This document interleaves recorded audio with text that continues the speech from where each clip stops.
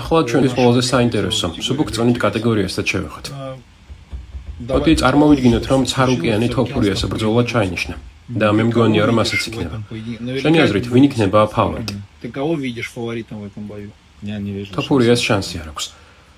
არმანი კარგად იჭერს დისტანციას დამრტყმულ მებრძოლებთან. ფეხებით კარგად მუშაობს. ახლა მას უკვე საკმარისი ინფორმაცია აქვს მოწინააღმდეგის შესასწავლად. სამი ბრძოლის წინ, რომ ჩანიშნულიყო მათი ჩხუბი, ასე კარგად ვერ მოემზადებოდა. მაგრამ ახლა უკვე ჩანს, რა საფრთხეებს უნდა მოელოდო თოფურიასგან. ფიქრობ, ამ მომენტისთვის ის საუკეთესო მებრძოლია მსუბუქ-წონაში ისლამ მახაჩევის გარეშე. ცარუკიანს გულისხმობ ხო? კი, ცარუკიანზე ვამბობ.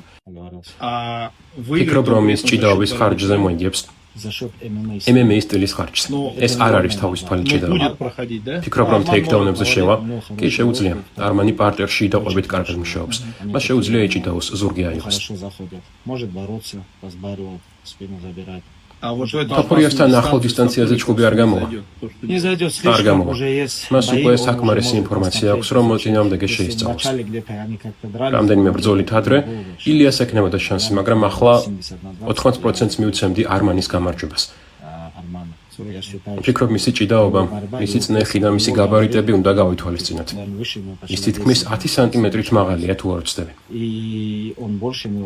წონაშიც უფრო მძიმეა და ყველა მაჩვენებელში. და რა თქმა უნდა, ჭიდაობა მსგავს ბრძოლებში გადამწყვეტ როლს თამაშობს. ყველამ კარგად იცის, როგორი მოჭიდავეები არიან ჰოლოვეი და ოლივეირა. ისინი სტრაიკერები არიან.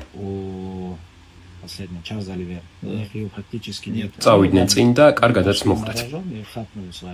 ისეთ მებრძოლს, რომელიც ფეხში შევა, კორპუსში შევა და იჭიდაობს, ილია არ შეხვედრია. ვოლკანოვსკი არ ჭიდაობს, არც ხვები. დამისახელე ერთი მებრძოლი, ილიას წინააღმდეგ, რომელიც 20%-ით მაინც იყენებდა პარტერს. იცოდი, რომ არმანი ჯიუ-ჯიტსუშიც ვარჯიშობს. კი. საინტერესო ბრძოლა იქნება. ვიცი, რომ UFC-ში არ სურთ თოფურიას ასე სწრაფად დაკარგვა, იმიტომ რომ ის დღეს უფრო მედიური პერსონა ვიდრე არმანი. ახლა პედი პიმბლეტი გამოძრება. ეგრეც რომ მოხდეს, არმანი ერთ ბრძოლას მოიგებს და მერე რას იზამენ. ხომ არ გადამალავენ.